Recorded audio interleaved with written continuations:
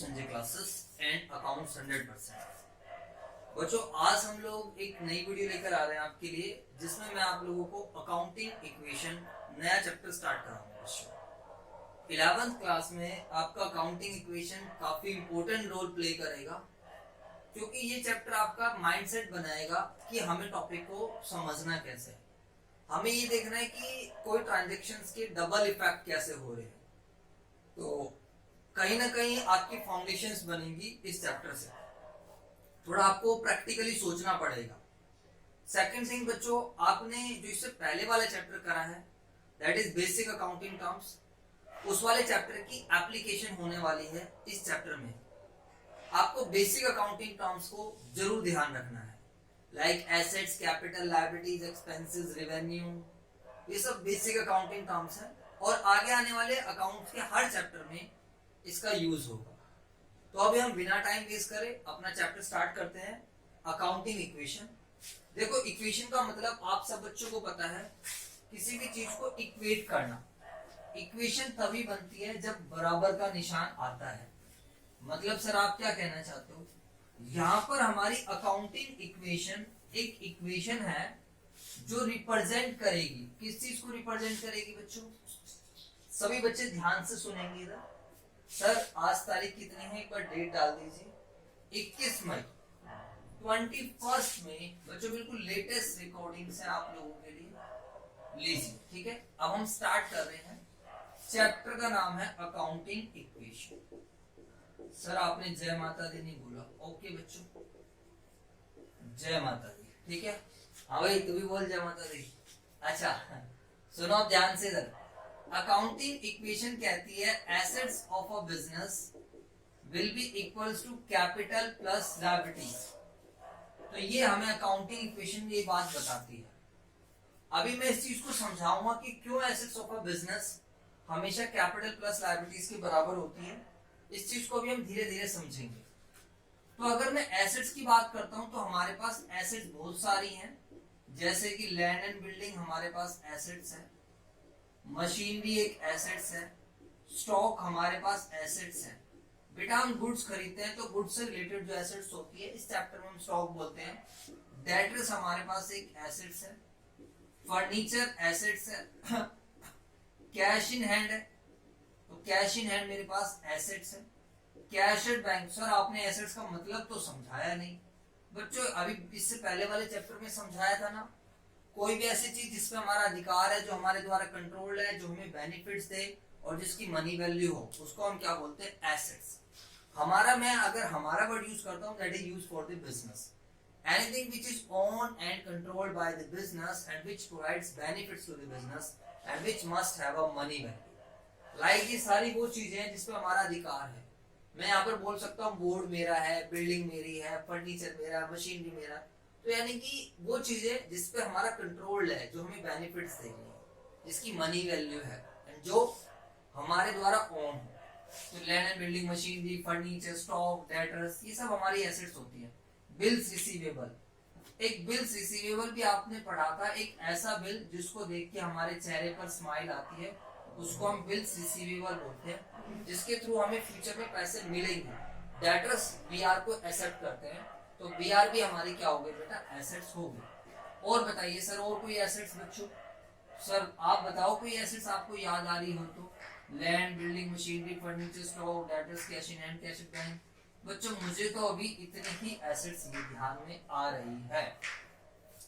Sir एक बार capital बताइए, capital क्या होती है?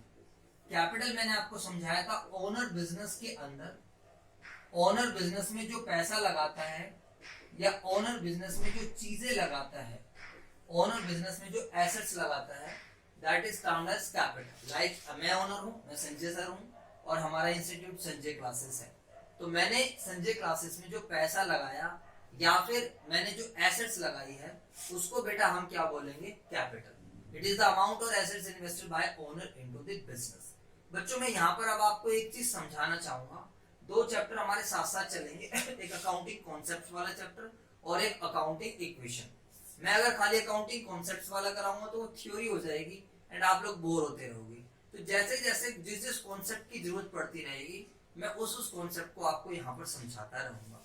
जैसे कि मैं अभी आपको यहाँ पर एक कॉन्सेप्ट समझाना चाहता हूँ बेटा, जिसका नाम है बिजनेस एंटिटी कॉन्सेप्ट। सभी बच्चे ध्यान से समझेंगे।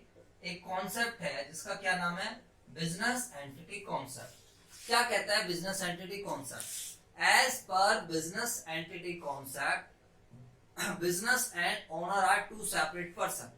एक बात सभी बच्चे ध्यान रखेंगे कि बच्चों अकाउंटिंग जब हम पढ़ते हैं तो there are certain principle, there are certain rules which we have to follow. बच्चों आपको मैंने चैप्टर फर्स्ट अभी कराया नहीं है, बाकी अकाउंट्स 100% पर पहले की वीडियोस पढ़ी है, आप उसको देख सकते हो।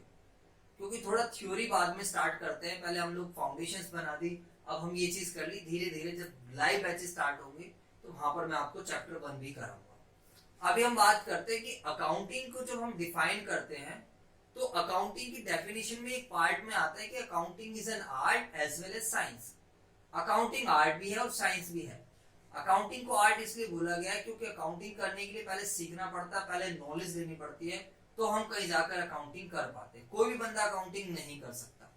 मतलब ऐसा नहीं है कि वो क्या करेगा, अकाउंटिंग नॉर्मली करना स्टार्ट कर देगा। समझ आ रहा है नहीं आ रहा? बेसिकली क्या होता है, उसको पहले सीखना पड़ेगा, पहले उसको नॉलेज लेनी पड़ेगी, उसको टाइम डिवोट करना पड़ेगा, तो वो अकाउंटिंग कर पाए। जैसे पेंटिंग करना एक आर्ट है बच्चों, ड्राइविंग करना एक आर्ट है, तो ऐसे ही अकाउंटिंग करना भी एक आर्ट है। उसके लिए आपको पहले सीखना पड़ता है, नॉलेज लेनी पड़ती है, आपको टाइम डिवोट करना पड़ता है, आपको प्रोफेशनल्स या मतलब जिन लोगों को चीज पहले से आती है उनके थ्रू वो चीजें सीखी जाती है। ठीक है बच्चों, तो इसलिए अकाउंटिंग एक आर्ट है बच्चों। अगर हम बात करते हैं accounting is a science, accounting is art as well as science. Science क्यों है? क्योंकि साइंस में कुछ प्रिंसिपल्स होते हैं जिसको हमें फॉलो करना पड़ता है। तो उसी तरीके से अकाउंट्स में कुछ प्रिंसिपल्स हैं जिसको हम लोग क्या करते हैं बच्चों, फॉलो करके चलते हैं। आप आगे आने वाले चैप्टर्स में देखोगे rules of debit and credit, कुछ रूल्स होते हैं जिसको हमने समझना होता है। ठीक है, तो अभी यहाँ पर आप इतना समझो कि सर बिजनेस एंटिटी कॉन्सेप्ट भी एक प्रिंसिपल है, और इस प्रिंसिपल के अनुसार ये कहा गया है कि business and owner are two separate person. एक बात ध्यान रखना बच्चों, ये थोड़ा सा स्टार्टिंग में बच्चों को समझ नहीं आता, बच्चे इस बात को एक्सेप्ट नहीं करते हैं, बट धीरे धीरे समझने लग जाते हैं कि ये बिजनेस हो गया और ये ओनर हो गया, ये बिजनेस हो गया और ये क्या हो गया, ओनर हो गया। तो एज पर business entity concept, business and owner are two separate person, यानी कि मैं अलग हूं और संजय क्लासेस अलग है। आपको इस बात को मेरी मानना पड़ेगा बच्चों, ध्यान रखना। ठीक है, क्योंकि ये बात हमें किसने सिखाई है, बिजनेस एंटिटी प्रिंसिपल। बच्चों देखो यार, रूल्स रेगुलेशंस होते हैं, अगर रूल्स एंड रेगुलेशंस नहीं होंगे तो कोई भी कंट्री स्मूथली काम नहीं कर पाएगी। आप कहीं पर भी जाओ, आपके स्कूल में कुछ रूल्स रेगुलेशंस होते हैं, आप रोड पे चलते हो, आप देखते हो कि रेड लाइट है, ग्रीन लाइट है, अगर रोड से रेड लाइट ही हटा दी जाए तो पता नहीं डेली के कितने एक्सीडेंट्स होंगे। अभी आजकल कोरोना का पीरियड चल रहा है, देखा आप लोगों ने पहले कितने रूल्स रेगुलेशंस थे कि लॉकडाउन पीरियड है, हम लोग क्या नाम है घर से बाहर नहीं निकल रहे थे, खाली काम के जो नेसेसरी काम थे, जो सबसे ज्यादा इंपॉर्टेंट, उसी के लिए हम बाहर जा रहे थे। तो ऐसे अकाउंट्स में भी there are certain principles which we have to follow, क्योंकि अगर हम उन प्रिंसिपल्स को फॉलो नहीं करेंगे तो 10 बंदे अगर अकाउंटिंग कर रहे हैं तो हर एक बंदा अपने हिसाब से अकाउंटिंग करेगा, और मतलब एक रिलायबिलिटी खत्म हो जाएगी, कंपैरिजन नहीं हो पाएगी, पता नहीं चल पाएगा कि सही क्या है और गलत क्या है।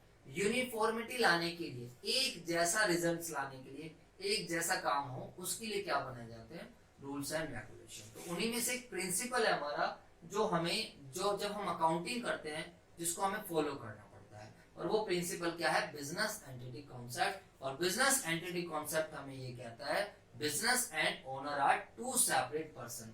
संजय सर अलग है और संजय क्लासेस अलग है। जितनी भी ट्रांजेक्शन्स रिकॉर्ड होती हैं, एक बात सही बच्चे ध्यान रखेंगे, जितनी भी ट्रांजेक्शन्स रिकॉर्ड होती हैं, all transactions are recorded from the business point of view and not from the owner's point of view. मैं आपको पढ़ा रहा हूँ, आप मुझे फीस दे रहे हो, तो ये फीस मेरी जेब में नहीं जा रही है, ये बिजनेस के पास। आप जब भी कभी अकाउंटिंग करोगे तो आपको हमेशा किसके पॉइंट ऑफ व्यू से सोचना है, बिजनेस के पॉइंट ऑफ व्यू से सोचना है। इसीलिए मैंने आपको एक बात समझाई थी, जब मैं आपको बेसिक अकाउंटिंग टर्म समझा रहा था, तब मैंने आपको बताया था कि बेटा यू आर अ बिजनेस, आपको हमेशा किसके पॉइंट ऑफ व्यू से सोचना है, बिजनेस के पॉइंट ऑफ व्यू से। तो बिजनेस एंटिटी कॉन्सेप्ट को हम सेपरेट एंटिटी कॉन्सेप्ट भी कहते हैं। ठीक है, ये कॉन्सेप्ट हमें ये कहता है कि business and owner are two separate person and all transactions will be recorded from the business point of view and not from the owner's point of view. ठीक है बच्चों, अब यहाँ पर एक बात आती है कि ओनर जब ये दोनों अलग अलग हैं, जब ये दोनों क्या है अलग अलग हैं, तो ओनर बिजनेस के अंदर जो पैसा लगाता है, अब संजय सर ने जो कैपिटल लगाई, जो पैसा लगाया है, उसको संजय क्लासेस लायबिलिटी मानकर चलता है। संजय क्लासेस कहता है ये पैसा मेरा है ही नहीं, इस पैसे पर मेरा अधिकार ही नहीं है। जैसे मैंने आपको अगर पैसा दिया है तो मैं अलग हूं और आप अलग हो। मैं अगर आपको पैसा दे रहा हूं तो आप उस पैसे को क्या मानकर चलोगे, लायबिलिटी। क्यों मानकर चलोगे लायबिलिटीज? क्योंकि उस पैसे पर आपका अधिकार ही नहीं है। समझ आया बच्चों आप लोगों को? हाँ जी सर। सर लायबिलिटीज तो बता दो क्या होता है। लायबिलिटीज का मतलब होता है कर्जा, वो amount which we have to paid back, जो हमने किसी से लिया है जिसको हमने वापस करना होता है, या जो हमारे सर पे कर्ज आया, डेट आया किसी भी वजह से, चाहे सामान उधार खरीदने की वजह से, चाहे सर्विसेज उधार खरीदने की वजह से, चाहे किसी से लोन लेने की वजह से। तो ओनर जो बिजनेस में पैसा लगाता है, बिजनेस उस पैसे को कहता है ये पैसा मेरा नहीं है, और बिजनेस इस पैसे को लायबिलिटीज मानकर चलता है। चाहे वो इंटरनल लायबिलिटी ले, बट हाँ एक लायबिलिटी है। एक होती है external liability, external liabilities which we have to paid back to the outsider, जो बिजनेस के बाहर वाले बंदे, उनको जब हमने पैसा देना होता है तो हम उसको क्या बोलते हैं बेटा, एक्सटर्नल लायबिलिटीज। ठीक है, अब हम चलते हैं यहाँ पर। अच्छा सर बताइए कैपिटल किस किस चीजों से इफेक्ट होगी, बच्चों बताओ कैपिटल पर फर्क कैसे, कैपिटल इफेक्ट होती है बच्चों, ध्यान रखना सारे बच्चे। अब आपको ये चैप्टर नंबर 3 है शायद आपका, जो प्रिंसिपल्स है, वहां से इसको रीड करना है आप लोगों को अपनी बुक से, और रीड करने के बाद नोट्स बनाने हैं। ठीक है बच्चों, मैंने आपको थोड़ा थोड़ा आइडिया दे दिया है, बाकी जब मैं वो चैप्टर कराऊंगा तो वहां पर मैं आपको दोबारा से बिजनेस एंटिटी कॉन्सेप्ट समझाऊंगा। अभी आपको पॉइंट वाइज नोट्स बनाने हैं, और अगर मेरे नोट्स पड़े होंगे तो वो मैं आपको पीडीएफ दे दूंगा। अच्छा जी सर बताइए, तो सर कैपिटल हमारी किस किस वजह से इफेक्ट हो जाती है, मतलब कैपिटल कब बढ़ जाती है और कब कम हो जाती है, बताइए। कैपिटल हमारी बढ़ती है प्रॉफिट्स होने से। अगर प्रॉफिट होगा तो ओनर के चेहरे पर खुशी आएगी, ओनर खुश होएगा तो हमारी कैपिटल बढ़ जाएगी। लॉस होगा तो लॉस होने से कैपिटल क्या हो जाएगी, कम हो जाएगी। समझ आ रहा है? ड्राइंग्स, ड्राइंग्स क्या होती है बच्चों बताओ। ड्राइंग्स ओनर अपने पर्सनल या डोमेस्टिक यूज के लिए बिजनेस से कोई पैसा निकालता है या बिजनेस से कोई चीजें निकालता है, उसको हम क्या बोलते हैं, ड्राइंग्स। जैसे कि मैं हूं बच्चों बताओ, मैंने क्या करा बिजनेस से, मैंने संजय क्लासेस से क्या करा बच्चों बताओ, 10,000 रुपए निकाल लिए अपने पर्सनल यूज के लिए, मतलब मैं खुद यूज करूंगा, या फिर मान लो मैंने अपने घर वालों के लिए निकाले हैं, तो उसको हम क्या बोलते हैं, ड्राइंग। ड्राइंग्स हमेशा कैपिटल को कम करती है, क्योंकि business and owner are two separate person. Business अलग है, ओनर अलग है। जब मैंने पैसा लगाया तो बिजनेस ने उसको क्या बोला, कैपिटल। अब जब मैंने पैसा निकाल लिया तो ओनर बिजनेस क्या कहता है कि सर आपने पैसा निकाल लिया है तो जो आपकी कैपिटल है वो कम हो जाएगी। सर हमें ना समझ नहीं आ रहा। बच्चों कोई बात नहीं, अभी आप 11th है, अभी आपकी स्टार्टिंग हुई है, तो धीरे धीरे चीजें समझ में आएगी, आपको पैनिक होने की आवश्यकता नहीं है। कभी आप सोचो कि मैं एक ही दिन में परफेक्ट बन जाऊंगा, दिस इज नॉट पॉसिबल बच्चों। अभी आपको कीवर्ड जो बेसिक अकाउंटिंग टर्म्स है उन पर पकड़ होनी चाहिए, उनकी अंडरस्टैंडिंग होनी चाहिए। तो धीरे धीरे माइंड एक्सेप्ट करता है, धीरे धीरे माइंड में चीजें आती हैं कि ट्रांजेक्शन्स का इफेक्ट कैसे जाएगा। अभी तो मैंने इफेक्ट्स वगैरह कुछ समझाया नहीं, अभी तो मैं यहीं पर लेकर जा रहा हूँ आपको, assets, capital, liabilities, accounting equation पर ही चर्चा कर रहे हैं। ठीक है, तो समझ सब आ जाएगा आपको। सीरियल वाइज सारी वीडियोस देखते हुए चलना है। अगर हम लायबिलिटीज की बात करते हैं तो लायबिलिटीज को हम हिंदी में बोलते हैं कर्जा। हमारे ऊपर जो अमाउंट ड्यू है विच वी हैव टू पे बैक टू द क्रेडिटर्स या फिर लेंडर्स, जहां से भी हमने लोन लिया है। लायबिलिटीज के एग्जांपल्स आपको ध्यान रखने, क्रेडिटर्स हो गया, ये हमारी लायबिलिटीज। बिल्स पेबल, एक ऐसा बिल जिसके थ्रू हमने फ्यूचर में पैसे देने हैं, जिसको देख के हमारे चेहरे पे रोना आता है, उसको हम बोलते हैं बिल्स पेबल। उसके अलावा outstanding expenses, what is outstanding expenses, जिसका बेनिफिट्स हमने ले लिया है बट जिसकी अभी पेमेंट नहीं करी है। जैसे मैंने 4 महीने से बिल्डिंग यूज कर ली है, 4 महीने से बट मैंने रेंट पे नहीं करा। 2 महीने मैंने स्टाफ से काम ले लिया बट हमने उनको सैलरी पे नहीं करी है। तो ये सब किसके अंदर आ जाएंगे बच्चों बताओ, आपकी सर पे बेनिफिट ले लिया, पेमेंट नहीं करी तो कर्जा हो जाता है। उसके अलावा कोई आपने लोन लिया है, अगर आपने लोन लिया है तो लोन आपकी लायबिलिटी है। बट बच्चों कई बार हम लोन देते भी हैं। मैंने अपने स्टाफ को लोन दिया है तो लोन एडवांस गिवन है, लोन एडवांस, लोन देना, तो अगर मैं किसी को लोन दूंगा तो वो एसेट हो जाएगी। उसी तरीके से कोई एडवांस में अगर मैं एक्सपेंसेस पे कर देता हूँ तो वो भी क्या बन जाएगी, मेरी एसेट बन जाएगी। समझ आ रहा है नहीं आ रहा बच्चों? तो ये हमारी बेसिकली अकाउंटिंग इक्वेशन है। अकाउंटिंग इक्वेशन कहते हैं कि assets of a business will always equals to capital plus liabilities. अब हमें इस चीज को समझना है कि क्यों ये दोनों चीजें बराबर हैं, कि किसी बिजनेस की एसेट्स उसकी कैपिटल प्लस लायबिलिटीज के बराबर क्यों है। मैं एक छोटे से एग्जांपल से समझाता हूँ। मुझे एक बात बताओ बच्चों, मान लेते हैं बिल्कुल नया बिजनेस है, आज आप लोगों ने नया बिजनेस स्टार्ट किया है, आज कोई ज्यादा दिन नहीं हुए हैं, अभी मान लो फर्स्ट डे है आपके बिजनेस का। तो अब आपको बिजनेस के पॉइंट ऑफ व्यू से सोचना है, बिजनेस स्टार्ट कौन करता है, ये क्वेश्चन है बच्चों। हाँ भाई क्या नाम है अमरदीप, बताओ बिजनेस कौन स्टार्ट करता है, फटाफट बताओ। बिजनेस स्टार्ट करता है ओनर। बिजनेस कौन स्टार्ट करता है, ओनर। तो ओनर ने जब फर्स्ट डे बिजनेस स्टार्ट करा होगा तो ओनर ने बिजनेस में क्या करा होगा, कुछ पैसा लगाया होगा। ओनर ने बिजनेस में क्या करा होगा, कुछ पैसा लगाया होगा। अब मान लो ओनर ने बिजनेस में पैसे लगा दिए 1 लाख रुपए। कितने पैसे लगा दिए, 1 लाख रुपए। तो बच्चों अगर आप देखो तो इस बिजनेस के पॉइंट ऑफ व्यू से सोचो तो बिजनेस के पास एक एसेट आई है कैश। बिजनेस के पास एक कैश आया है 1 लाख रुपए का, और साथ के साथ अगर आप देखो तो बिजनेस के पास कैपिटल भी आई है 1 लाख रुपए की, क्योंकि ये पैसा किसने लगाया है, ओनर ने। अब मैं आपको यहाँ ये समझाना चाह रहा हूँ कि जो मेरे पास एसेट्स हैं, जो संजय क्लासेस के पास जो एसेट्स हैं, जो 1 लाख रुपए वो कहाँ से आया होगा। सोच के देखो, नया बिजनेस स्टार्ट हो रहा है, 1 लाख रुपए एसेट से, ये पैसा आएगा कहाँ से। ये पैसा बच्चों या तो ओनर लगाएगा या फिर बिजनेस लोन पे लेकर आएगा, इसके अलावा तो कहीं से नहीं आएगा। फर्स्ट डे है, फर्स्ट डे में अगर आप सोचो संजय क्लासेस के पास 1 लाख रुपए पड़े हैं, तो ये 1 लाख रुपए आएंगे, सीधे बैठो, ये 1 लाख रुपए कहाँ से आएंगे बताओ। या तो ये 1 लाख रुपए मैंने लगाए होंगे, अगर मैंने लगाए हैं तो 1 लाख मेरी कैपिटल के बराबर, या मैंने कहीं से लोन लिया हो। तो कहने का मतलब है कि जो बिजनेस के पास एसेट्स आएंगी, जो बिजनेस के पास एसेट्स आएंगी वो या तो मालिकों के पैसे से आएंगी, या फिर बिजनेस के पास जो एसेट्स आएंगी वो किसके पैसे से आएगी, लोन के पैसे से आएगी। ठीक है, तो इसलिए हमारी एसेट्स किसके बराबर हो गई, अभी लायबिलिटीज कुछ है ही नहीं, कर्जा मेरे पास कुछ है ही नहीं, तो ये इसलिए बराबर होती है। उसके अलावा मान लो मैंने अगली बार 2 लाख का लोन ले लिया। अगर मैं 2 लाख का लोन लेता हूं तो ध्यान से समझना, मेरे पास कैश बढ़ जाएगा, कैश बढ़ने के साथ साथ मेरे पास मेरा कर्जा भी बढ़ जाएगा। मेरे पास क्या हो जाएगा, कर्जा। तो एक्चुअली क्या है, मेरी इधर से एसेट्स बढ़ रही है तो साथ के साथ मेरी क्या बढ़ रही है, लायबिलिटीज भी बढ़ रही है। तो आप ये कह सकते हो कि एसेट्स बराबर किसके बराबर रहेगी, हमेशा कैपिटल प्लस लायबिलिटीज। अभी धीरे धीरे चीजें समझ में आ जाएंगी।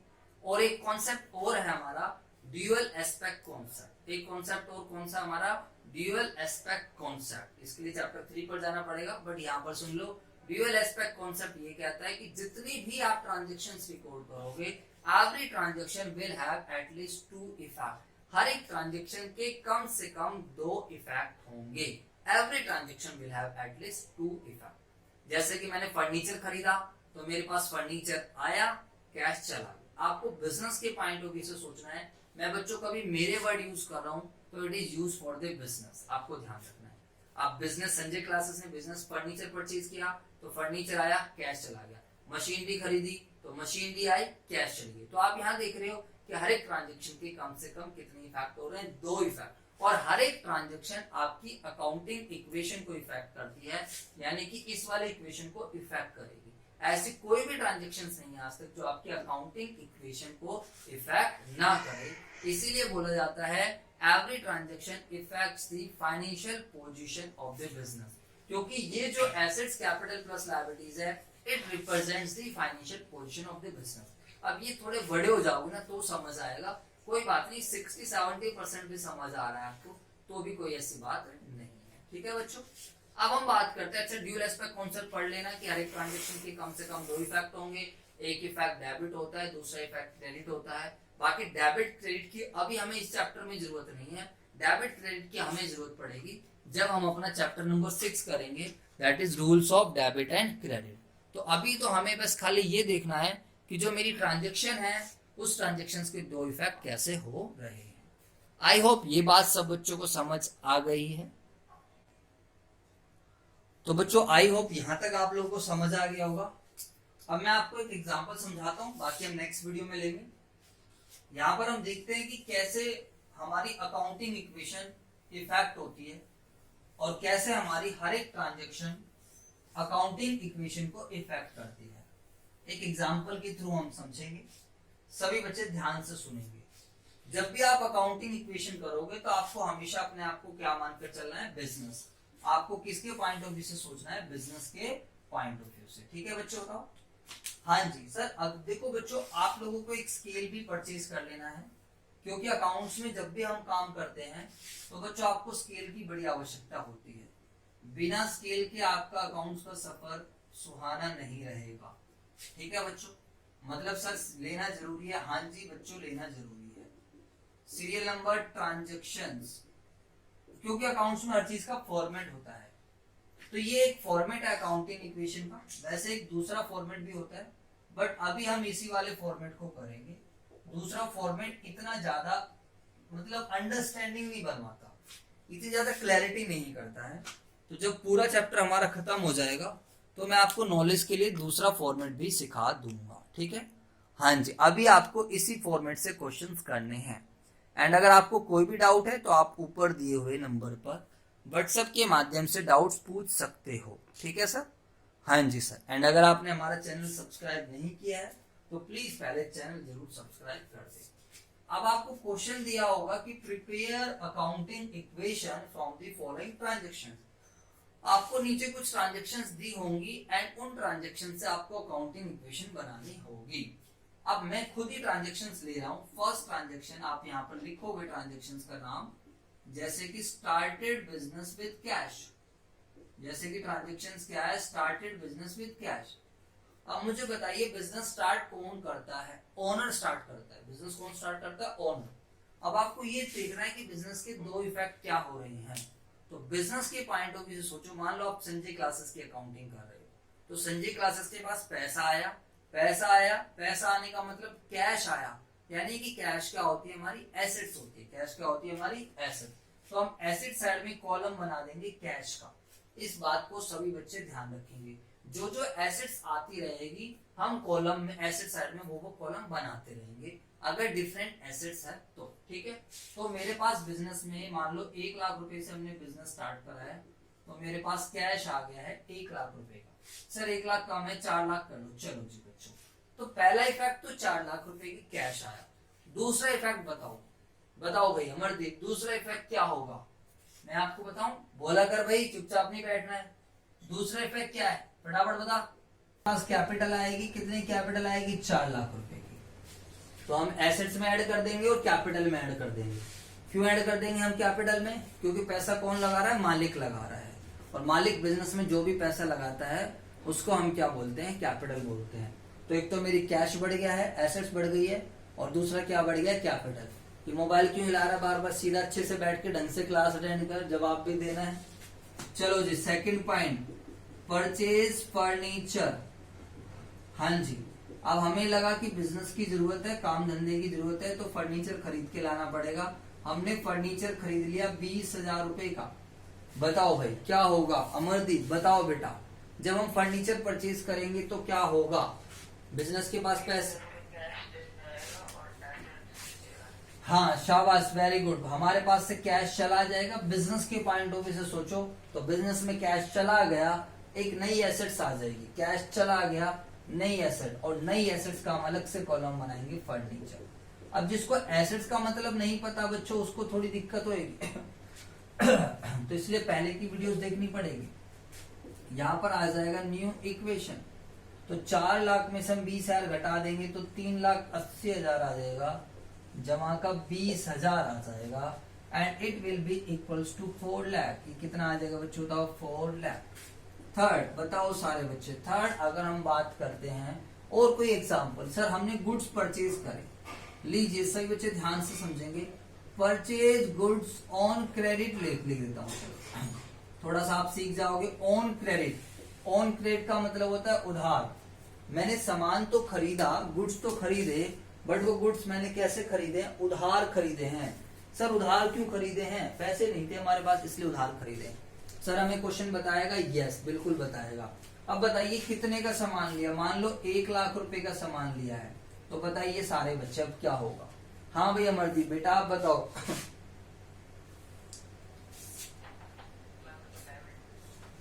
पहले तो 1 लाख रुपए का सामान आएगा, जब सामान आएगा तो बेटा मैं अपने स्टॉक में क्या कर दूंगा, ऐड कर दूंगा। तो मैं स्टॉक में ऐड कर दूंगा बच्चों, ध्यान से समझो इधर, क्योंकि जो गुड्स है वो गुड्स हमारा यहाँ स्टॉक से रिप्रेजेंट होगा। साथ में मेरे सर पे कर्जा आ गया है। और बच्चों एक चीज याद करो, जिनसे हम उधार सामान खरीदते थे, वो लोग जिनसे बिजनेस उधार सामान खरीदता है, मैं बिजनेस हूं, मैं बिजनेस किसी से उधार सामान खरीद रहा है, तो उसको हम क्या बोलते हैं, लायबिलिटी। सर पे क्रेडिटर्स हैं, कर्जा है, तो लायबिलिटी साइड में एक कॉलम बनेगा। कौन सा कॉलम बनेगा, क्रेडिटर्स का, और हम वहां पर इसको ऐड कर देंगे। ठीक है बच्चों, हाँ सर समझ तो आ रहा है, थोड़ा थोड़ा, ज्यादा नहीं, थोड़ा थोड़ा, कोई बात नहीं बच्चों। पहले 2 इक्वेशन के बाद न्यू इक्वेशन बनेगी, और उसके बाद हर एक इक्वेशन के बाद न्यू इक्वेशन बनेगी। तो आप चेक कर सकते हो, ये इक्वेशन हमेशा बराबर रहेगी। ये इक्वेशन हमेशा क्या रहेगी बच्चों, बराबर रहेगी। आप सभी बच्चे ध्यान से देख सकते हैं यहाँ पर, हाँ जी सर। तो ये आ गया 3,80,000 जमा 20, 4 लाख, 5 लाख, फिर ये 4 लाख जमा 5 लाख। फोर्थ बच्चों बताओ, सोल्ड गुड्स, मैंने गुड्स बेच दिए, कॉस्टिंग ₹10,000, कॉस्ट चलो 1 लाख के छोड़ो, कॉस्टिंग ₹80,000, 80,000 की लागत का सामान मैंने बेचा इन कैश फॉर ₹90,000। बच्चों एक बात ध्यान रखना, जब हम किताबों में स्टॉक को दिखाते हैं तो कॉस्ट प्राइस पर दिखाते हैं। मेरे पास 1 लाख का सामान पड़ा था। अब ध्यान से समझना, इस बारी अच्छी ट्रांजैक्शन आ गई है, 3 इफेक्ट होंगे। सामान चला गया, सामान कितने की वैल्यू का गया, 80,000 का। तो 80,000 की वैल्यू का सामान गया, तो हम स्टॉक में से 80,000 माइनस करेंगे। मेरे पास पैसा आया, लगे हाथ पैसा भी आ गया है, क्योंकि सामान कैश में बिका है। जब मेरे पास पैसा आ गया तो मैं कैश में बेटा ऐड कर दूंगा 1 लाख रुपए। अब बताओ 80,000 का सामान गया, 1 लाख रुपए आए, तो बताइए क्या कुछ लग रहा है आपको, बिजनेस को फायदा हो रहा है या घाटा हो रहा है, बताओ बेटा। हाँ भाई बोला करो अमरदीप। हाँ चुपचाप नहीं बैठना है क्लास में, वरना कल से क्लास नहीं होगी, ध्यान रखना। तो 80,000 का सामान कितने में जा रहा है, 1 लाख में। तो बताइए बच्चों कितने का फायदा हो जाएगा, 20,000 का। तो 20,000 का जो बेनिफिट है वो हम कैपिटल में ऐड कर देंगे, क्योंकि बिजनेस कुछ खाता पीता नहीं है। All profits and losses are always belongs to the owner. Profits and losses हमेशा किसको बिलोंग्स करते हैं, ओनर को। तो इसलिए हम कैपिटल में ऐड कर देंगे। तो ये आ जाएगा 4,80,000 जमा का 20,000 जमा का 20,000। ठीक है बच्चों बताओ, और ये आ जाएगा 4,20,000 और प्लस 1 लाख। तो इस तरीके से हमारी हर एक ट्रांजेक्शन के 2 या 2 से ज्यादा इफेक्ट होंगे। मैंने बोला था every transaction will have at least 2 effect. चलो बच्चों आज हम इतना ही करेंगे, एक ट्रांजेक्शन और समझा रहा हूं, फिर उसके बाद हम करते हैं आगे video. Rent paid, for example मैंने रेंट पे करा 50,000 रुपए का, तो रेंट मेरा एक्सपेंसिस होता है। जो मैं रेंट पे कर रहा हूं, it is an expense for the business. तो जब ये बिजनेस के लिए एक्सपेंस है, तो मेरे पास से कैश चला गया, कैश जाएगा तो हम कैश में से माइनस कर देंगे। सेकंड थिंग बच्चों बताओ, ये मेरी कैपिटल को कम करेगा। क्यों कम करेगा, क्योंकि एक्सपेंसेस मेरे प्रॉफिट्स को कम करता है, और प्रॉफिट्स अल्टीमेटली मेरे किस चीज को कम करते हैं, कैपिटल को कम करते हैं। तो यहां से हम इसको माइनस कर देंगे। ठीक है बच्चों बताओ, ठीक है सर, क्योंकि इसने ये मेरा खर्चा है, खर्चे बच्चों बेटा मेरी कैपिटल को कम करता है। आप ध्यान रखना, कैपिटल के रिगार्डिंग मैंने पॉइंट्स बताए थे। प्रॉफिट होने से कैपिटल बढ़ती है, लॉस से कैपिटल कम, ड्राइंग से भी कैपिटल कम, एक्सपेंसेस से भी कैपिटल कम। तो ये एक्सपेंसेस ही है। न्यू इक्वेशन, ठीक है बच्चों, ये आ जाएगा 4,30,000 जमा 20 बराबर, इसमें से इसको माइनस करेंगे तो 3,70,000 और जमा 1 लाख, 4,70,000। अब आप टोटलिंग करके देख सकते हो, टोटल हमेशा बराबर होना चाहिए। 4,50,000 4,70,000, यानी कि एसेट 4,70,000 की, कैपिटल प्लस लायबिलिटीज भी 4,70,000 की। तो बच्चों इस वीडियो में मैंने आपको थोड़ा सिखाया अकाउंटिंग इक्वेशन क्या है, कैसे अकाउंटिंग इक्वेशन बनती है। तो जैसे कि आपको पता चला, अकाउंटिंग इक्वेशन एक इक्वेशन है जो हमें ये बताती है कि एसेट्स ऑफ अ बिजनेस वो हमेशा किसके बराबर होगी, कैपिटल प्लस लायबिलिटीज के। फिर कुछ एसेट्स के एग्जांपल बताए मैंने, land, building, machinery, furniture, stock, debtors, cash in hand, cashier bank. Capital का मतलब समझाया, ओनर बिजनेस में जो पैसा लगाता है उसको हम बोलते हैं कैपिटल, और बिजनेस इसको लायबिलिटी मानकर चलती है due to business entity concept. Capital हमारी किस किस वजह से बढ़ जाती है, प्रॉफिट्स की वजह से, या फिर कैपिटल हमारी बढ़ जाएगी basically profits, interest on capital, इन सबसे बढ़ जाती है। कैपिटल कम हो जाती है लॉस की वजह से, ड्राइंग्स की वजह से, या एक्सपेंसेस की वजह से। लायबिलिटीज की बात करते हैं तो creditors, BP loan, outstanding expenses, these are the part of liabilities. ठीक है। फिर आपको एक कॉन्सेप्ट समझाया, बिजनेस एंटिटी कॉन्सेप्ट भी समझाया, साथ में dual aspect concept. Accounting equation ही आधारित है, किस पर आधारित है, बेस्ड है ड्यूअल एस्पेक्ट कॉन्सेप्ट पर। और ड्यूअल एस्पेक्ट कॉन्सेप्ट क्या कहता है कि हर एक ट्रांजेक्शन के कम से कम 2 इफेक्ट होंगे। तो अब जब आप जब आप अकाउंटिंग इक्वेशन बना रहे हो तो आपको बिजनेस के पॉइंट ऑफ व्यू से सोचना है, और आपको ये देखना है कि बिजनेस में कौन से 2 इफेक्ट हो रहे हैं। I hope this is clear सब बच्चों को, हाँ या ना बच्चों। तो आज की वीडियो में हम इतना ही करने वाले हैं। आप लोगों को वीडियो अच्छी लगी तो प्लीज लाइक कीजिए, कमेंट कीजिए, चैनल सब्सक्राइब कीजिए, एंड अपने दोस्तों को शेयर कर देना बच्चों, ठीक है। एंड आप जो डिस्क्रिप्शन में सभी सोशल मीडिया के लिंक है, वहां पर आप हमें फॉलो कर सकते हो। एंड बच्चों समझ नहीं आए तो पैनिक मत होना, अभी आपकी स्टार्टिंग है, धीरे धीरे समझ में आने लग जाएगा। फिर भी कोई डाउट है तो आप इस नंबर पर व्हाट्सएप कर सकते हो 9716980980। ओके बच्चों।